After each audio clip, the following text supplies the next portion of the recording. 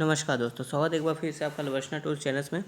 आज हम देखेंगे हमारे पास ऐसे कौन से 7 MCQ हैं जो हम सॉल्व करने वाले हैं। चलिए, क्वेश्चन नंबर 1 है आपका। मुख्यमंत्री की अध्यक्षता वाली समिति निम्नलिखित में से किन पद के लिए अनुशंसा कर सकती है? पहला आपका है राज्य के मुख्य सूचना आयुक्त, सेकंड राज्य के उच्च न्यायालय के न्यायाधीश, थर्ड है राज्य मानवाधिकार आयोग के अध्यक्ष। इनमें से किनकी नियुक्ति के लिए जो है कि मुख्यमंत्री जो है कि उस कमेटी के अध्यक्ष होते हैं? आपसे ये क्वेश्चन पूछा है। उपरोक्त कथनों के आधार पर निम्न में से सही विकल्प का चयन करें। ऑप्शन ए है आपका केवल 1 और 3, बी है केवल 3, सी है केवल 2 और 3, डी है 1 और 2। तो वीडियो को पॉज कीजिए दोस्तों, अपना सही आंसर सोचिए। तो इसका जो सही आंसर है दोस्तों वो होगा ऑप्शन ए, केवल 1 और 3। जी हाँ, जो राज्य के मुख्य सूचना आयुक्त की नियुक्ति होती है तो उसमें जो है कि मुख्यमंत्री जो कि उस कमेटी के अध्यक्ष होते हैं। साथ ही राज्य मानव अधिकार आयोग के अध्यक्ष की नियुक्ति के लिए जो कमेटी का गठन होता है उसमें भी मुख्यमंत्री उसके अध्यक्ष होते हैं। लेकिन जो राज्य के उच्च न्यायालय के न्यायाधीश की नियुक्ति की बात आती है जब, तो इस संबंध में जो कि राज्य के मुख्यमंत्री का कोई रोल नहीं होता है। इसकी नियुक्ति जो है कि CGI के रिकमेंडेशन पर, CGI प्लस उस राज्य के जो राज्यपाल होंगे, राज्यपाल उनके सलाह पर जो है कि राष्ट्रपति जो है कि न्यायाधीश की नियुक्ति करते हैं। तो इसमें मुख्यमंत्री का कोई रोल नहीं होता है, तो इसलिए आपका जो सेकेंड वाला स्टेटमेंट है वो गलत हो जाता है। और एक चीज़, जो यहाँ पे फर्स्ट और थर्ड है आपका, इनकी नियुक्ति जो कि इस कमेटी की अनुशंसा पे कौन करता है? राज्यपाल करता है। अगर कल को स्टेटमेंट आ जाए कि सरकार, राज्य सरकारें करती है या फिर CM करता है तो वो गलत हो जाएगी। क्यों? क्योंकि इनकी नियुक्ति जो है कि राज्यपाल करता है। आई होप आपको समझ में आया होगा। क्वेश्चन नंबर 2 की तरफ चलते हैं। निम्नलिखित में से किन परिस्थितियों में कार्यवाहक सरकार स्थापित किया जा सकता है?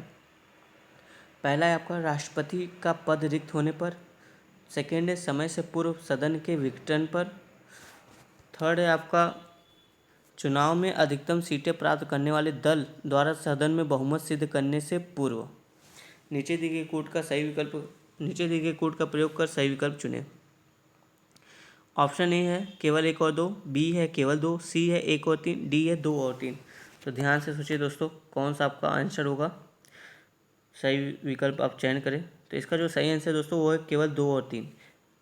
देखो, ये कार्यवाहक सरकार का मतलब है जब तक कोई सरकार गठित नहीं होती है उस स्थिति में जो एक टेम्पररी गवर्नमेंट का गठन होता है उसे क्या कहते हैं हम लोग? कार्यवाहक सरकार कहते हैं। तो उस टेम्पररी गठन कब किया था? टेम्पररी गवर्नमेंट का जो ये कॉन्सेप्ट है ये ब्रिटिश संसदीय प्रणाली से आया है। ठीक है, ब्रिटिश का जो संसदीय प्रणाली है वहाँ से जो है कि कार्यवाहक सरकार की प्रणाली को लिया गया है। कार्यवाहक सरकार जैसा जो शब्द है ये हमारे संविधान में कहीं भी मेंशन नहीं है, ये आप याद रखिएगा। और देखो, जब समय से पूर्व सदन का विघटन हो जाएगा, मान लो 5 साल का कार्यकाल है लेकिन किसी कारणवश जो है कि सदन का विघटन 3 साल पर हो गया, तब जो है कि कार्यवाहक सरकार की स्थापना, टेम्पररी गवर्नमेंट की स्थापना कर सकते हैं जब तक कि एक नई सरकार नहीं बन जाती है। फिर उसका आपका थर्ड जो कंडीशन है ये भी सही है कि चुनाव में अधिकतम सीटें प्राप्त करने वाले दल द्वारा जब तक बहुमत नहीं सिद्ध होता है, मान लो किसी कारणवश से बहुमत अटका हुआ, जैसे आप अभी हाल में महाराष्ट्र गवर्नमेंट का एग्जांपल ले सकते हैं। काफ़ी टाइम तक वहाँ पे बहुमत जो है कि अटका रहा, तो ऐसे में क्या किया जा सकता है? जो एक टेम्परेरी गवर्नमेंट का गठन किया जा सकता है ताकि उस राज्य का जो है कि कार्य संचालन होता रहे। और जब मान लो अगर राष्ट्रपति का पद रिक्त है तो ऐसे में कोई भी, देखो राष्ट्रपति का पद जो है कि सरकार निर्माण से मतलब नहीं होता है। सरकार तो वैसे भी आपकी प्रधानमंत्री की अध्यक्षता में चली रही है, भले राष्ट्रपति का पद हो चाहे ना हो। अगर राष्ट्रपति का पद नहीं होता तो उसमें उपराष्ट्रपति उसके पद को ले लेता है, तब भी कार्य चलता रहता है और अगले 6 महीने के अंदर जो कि राष्ट्रपति का चुनाव हो जाता है। तो स्टेटमेंट 1 गलत है आपका, 2 और 3 सही है। तो इसका जो ऑप्शन डी है वो सही है। क्वेश्चन नंबर 3 देखते हैं। संयुक्त राष्ट्र सुरक्षा परिषद यानी जो UNSC है, यूनाइटेड नेशन सिक्योरिटी काउंसिल के अस्थायी सदस्य, ये ध्यान रखना, स्थायी सदस्य नहीं पूछा है, अस्थायी सदस्यता के संदर्भ में निम्न कथनों पर विचार करें। पहला स्टेटमेंट है आपका, अस्थायी सदस्य को अधिकतम 5 वर्षों के लिए निर्वाचित किया जाता है। सेकेंड है, किसी सदस्य का कार्यकाल समाप्त होने के पश्चात वह तत्काल पुनर्निर्वाचन के लिए पात्र नहीं होता है। थर्ड है आपका, प्रत्येक उम्मीदवार को संयुक्त राष्ट्र महासभा द्वारा सर्वसम्मति से निर्वाचित किया जाता है। उपयुक्त कथनों के आधार पर सही विकल्प का चयन करें। ऑप्शन ए है केवल 1 और 2, बी है केवल 2, सी है केवल 1 और 3, डी है केवल 2 और 3। तो ध्यान से सोचिए कौन सा इसका आंसर सही होगा। वीडियो को पॉज करके अपना आंसर दीजिए। तो इसका जो सही आंसर होगा दोस्तों वो होगा सिर्फ बी। पहला और तीसरा गलत है। कैसे गलत है कि ये जो अस्थायी सदस्यों का अधिकतम कार्यकाल होता है ना, जो जिस टर्म के लिए चुनी जाती है, 5 वर्ष ना होकर सिर्फ 2 वर्ष होता है। ठीक है, तो इसलिए पहला गलत है आपका। थर्ड वाला क्यों गलत है कि प्रत्येक उम्मीदवार को संयुक्त राष्ट्र महासभा द्वारा सर्वसम्मति, ये दोस्तों जो कि आपका सर्वसम्मति नहीं है, एक सेकेंड, हाँ ये आपका सर्वसम्मति नहीं है, सिर्फ 2/3 जितने मेंबर हैं महासभा के उसके 2/3 मेंबर अगर आपके पक्ष में वोट करते हैं तो आप उम्मीदवार बनने के लिए चुने जाते हैं। अब थोड़ा सा समझ लेते हैं ये यूएन का जो सिक्योरिटी काउंसिल है उसकी थोड़ा सा स्ट्रक्चर क्या है। इसमें देखो कुल 15 सदस्य है, जिसमें से 5 जो है कि आपका 5 + 10 के रूप में बटा है। 5 जो कि आपके परमानेंट है, स्थायी है, जिसमें आपके चीन आता है, फ्रांस आता है, रूस और अमेरिका और ब्रिटेन, ये 5 सदस्य जो कि परमानेंट है। और ये जो 10 सदस्य हैं ये हर 2 साल पे निर्वाचित होते हैं। और इस 10 सदस्यों में से 5 सदस्य जो कि हर साल इससे जो कि इनका जो कि कार्यकाल समाप्त होता है और नए सदस्य चुने जाते हैं। आई होप आपको समझ में आया होगा। इसका जो सही ऑप्शन होगा ऑप्शन बी। चलते अपने अगले क्वेश्चन की तरफ। क्वेश्चन नंबर 4, लोकसभा के विपक्ष नेता के संदर्भ में निम्नलिखित कथनों पर विचार करें। विपक्ष नेता से संबंधित 2019 प्रीलिम्स में आपका एक क्वेश्चन भी आया था। जिस दल के पास सर्वाधिक सदस्य संख्या होती है और जिसे पीठासीन अधिकारी द्वारा मान्यता प्राप्त होता है, उसके नेता को विपक्ष के नेता के रूप में परिभाषित किया जाता है। सेकेंड स्टेटमेंट कहता है आपसे, वह मुख्य सूचना आयुक्त के चयन करने वाली समिति का सदस्य होता है। थर्ड कहता है आपसे, लोकसभा और राज्यसभा के विपक्ष के नेता को मान्यता पहली बार 1969 और 1952 में प्रदान की गई। क्रमशः मान लो जैसे कि लोकसभा को पहली बार जो है कि बोला है, लोकसभा को पहली बार 1969 में और राज्यसभा को 1952 में मान्यता दी गई थी। उपयुक्त कथनों में से कौन से कथन सही है? सही विकल्प आपको चयन करना है। ऑप्शन ए है आपका केवल 1 और 2, बी है केवल 1 और 3, सी है केवल 2 और जो डी है वो आपका केवल यहाँ पे 1 और 3 होगा। ठीक है, 1 नहीं लिखा गया, आप मान लीजिए डी जो है कि केवल 1 और 3। आप सही विकल्प का चयन करें दोस्तों। तो इसका जो सही आंसर है वो होगा आपका ऑप्शन सी, केवल 2। सेकेंड स्टेटमेंट सही है, बाकी सब गलत है। देखते हैं पहला कैसे गलत है। इसमें बोला जो विपक्ष का नेता है ना, उसके लिए आपको संविधान में प्रावधान किया गया है कि कम से कम कुल सीट जितनी सीट है उसका 10% अगर सीट किसी को प्राप्त है, किसी दल को, तो ही वह दल जो है कि विपक्ष का नेता बन सकता है। जरूरी नहीं है कि उसके पास मेजोरिटी, मान लो विपक्ष में मेजोरिटी हो पर उसके पास 10% सीट नहीं है तो वो विपक्ष का नेता नहीं बन सकता है। 10% सीट से तात्पर्य है, जैसे मान लो लोकसभा की 552 सीटें हैं तो कम से कम अगर विपक्ष का उसको नेता बनना है तो 55 सीट उसको प्राप्त करने होंगे। इसी तरह राज्यसभा में 250 सीट होती है हमारी, तो कम से कम 25 सीटें प्राप्त करनी होंगी, तब जाकर वह राज्यसभा का विपक्ष नेता बनने के योग्य होगा। और ये जो आपका सेकेंड स्टेटमेंट है कि विपक्ष का नेता जो है कि मुख्य सूचना आयुक्त के चयन समिति का सदस्य होता है, ये सही है। इसके साथ ही हम देख लेते हैं और किसका सदस्य होता है विपक्ष का नेता। जो आपका सीबीसी होता है, सेंट्रल विजिलेंस कमीशन, उसका भी सदस्य होता है उस कमेटी के चयन में। और चीफ इलेक्शन कमीशन के चयन में जो कमेटी बनती है उसका भी सदस्य होता है। और जो सीबीआई की गठन की जाती है उसके कमेटी का भी सदस्य जो है कि आपका ये विपक्ष का नेता होता है। तो ये आप बात ध्यान में रखेंगे। तो इसका जो सही आंसर है ऑप्शन सी आपका जो है कि सही है, केवल 2। चलिए क्वेश्चन नंबर 5 पे चलते हैं। निम्नलिखित में से कौन सी जलधारा ठंडी जलधाराएं हैं? आपको ये 5 जलधाराएं दिए गए, इससे पूछा कि इसमें से कौन सी जलधारा ठंडी जलधारा है।